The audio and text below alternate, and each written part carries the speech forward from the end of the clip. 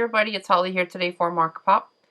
So I've die cut some pieces already because this video is extremely long. So I'm starting out with the large stitched frames die from Lawn Fawn, and I cut that out of some craft cardstock. Then I'm using the inside piece to build my scene on so that I know it will fit inside the frame. And I'm using some of the watercolor wash paper from My Favorite Things, and I'm also using some of the graphic grid paper. The watercolor background paper I just cut straight, and then I used the Rolling Hills die from My Favorite Things for the graphic grid paper, and then I also used the Grassy Hills die to cut a couple pieces as well. And then I used some white to cut the fence from the Rolling Hills. So I'm just assembling my background here together, and then I'm going to go ahead and use the Surf and Turf sliders from My Favorite Things to create a slider element inside the grassy area on the lower part of my scene. So once I have everything in place, I'm going to go ahead and die cut one of the Surf and Turf sliders from a piece of the graphic grid paper that I cut with the Grassy Hills border die. So I'm just kind of testing out to see which one will work for the shape of the hill I have there.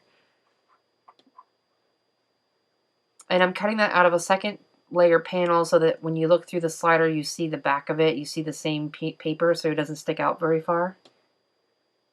So I'm going to go ahead and cut out the little dots from a piece of some scrap white paper there. And I'm going to use these spin and slide embellishments. I'm going to put a piece of multi-mat there on one of the circles and then add one of the little sliders.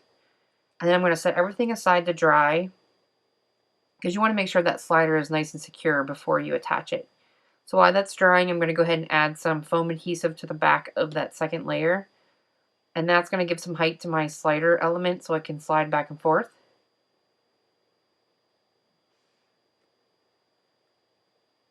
And I'm just using some scrap foam adhesive that I have laying around on my desk. And once I have the foam pieces all in place where I want them, I want to make sure that it's not going to affect the slider at all where I put the foam. I'm going to go ahead and set that panel aside, and I'm going to start out using the Farm Friends set from My Favorite Things. And I am stamping that with some Lawn Fawn Jet Black ink, using my Mini Misty onto some Express It Copic blending paper. This paper is really good for coloring with your Copic markers. I was a big fan of the Nina Solar White, but I've kind of gone back to this Express It paper because it just holds the ink so much better, and you don't use as much ink as well either.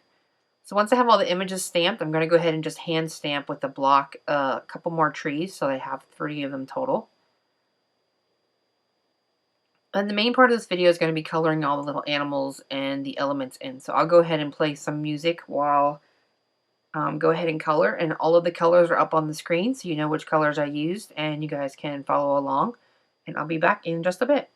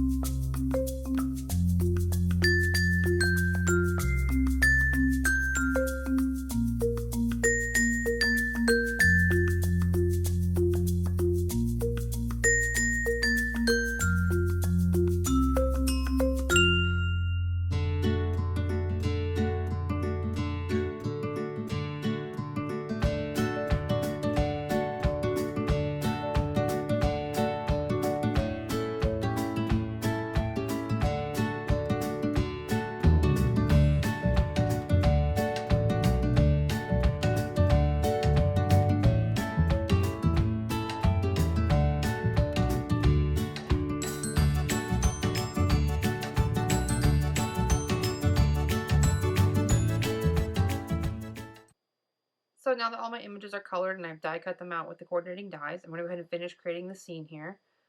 I'm going to go ahead and make a craft standard A2 size card base, and I'm going to go ahead and add the second layer that I'm going to create the slider on directly onto my scene there, just removing the sticky back from the foam tape. The important thing when you want to add your foam tape is you want to make sure it's not going to affect how your slider is going to go along that track there.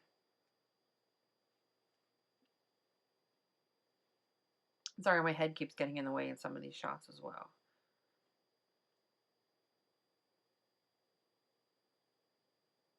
So there you can see my sliders moving nice and freely. So I'm going to go ahead and add the other little brown circle to the back there. I'm going to add some of the Ranger Multimedia Matte. You want to make sure you don't add too much. I was using a new bottle and it was kind of squirting out everywhere. So I'm going to add that second circle. And then I'm going to go ahead and add the little piggy to it.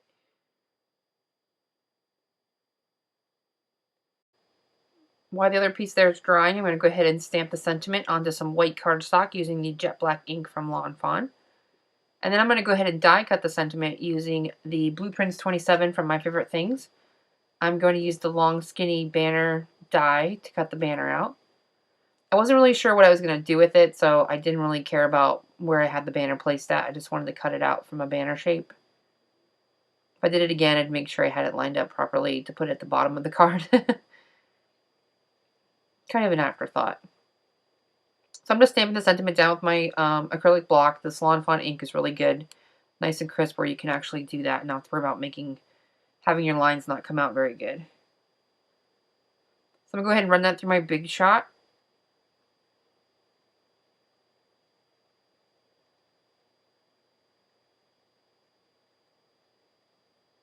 I'm going to remove the block that's holding the pig down in there. It's nice and dry.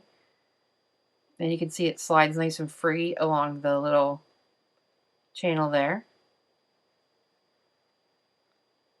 So I'm going to go ahead and add my other layers, and I'm adding a second layer of that graphic grid paper.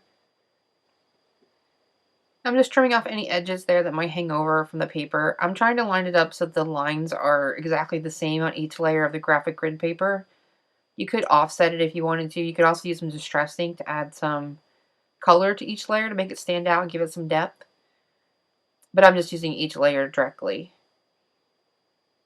And then when you want to put your foam adhesive down, you want to make sure move your animal along the slider too to make sure you don't have any foam tape that's blocking where it can slide. And in other places, you could add some foam tape if you had a stopping point where you wanted the animal to stop as well. Or your image or whatever you're using, you can put the foam tape there so it can't go past that point. And since I'm putting a frame over this piece, I don't need to worry about if it's hanging over the edge or not because I made it big enough that there's plenty of room. So I'm going to go ahead and add that third piece there down at the lower bottom.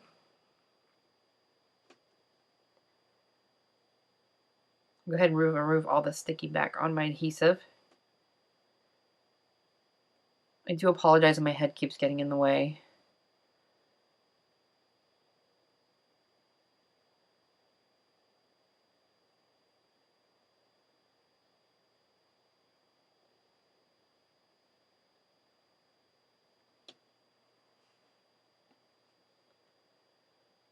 So once you have all those pieces down, just go ahead and insert your third layer there.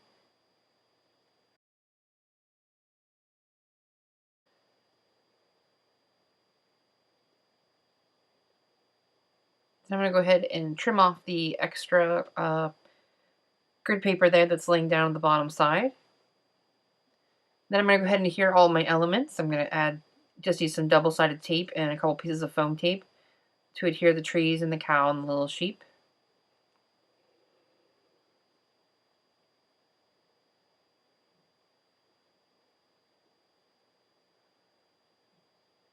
I'm not popping too many of them up because I've already got the pig element in each layer is pretty high. So this is going to be a pretty thick card by the time we're all done. I think we're like 3 layers of foam tape already on it.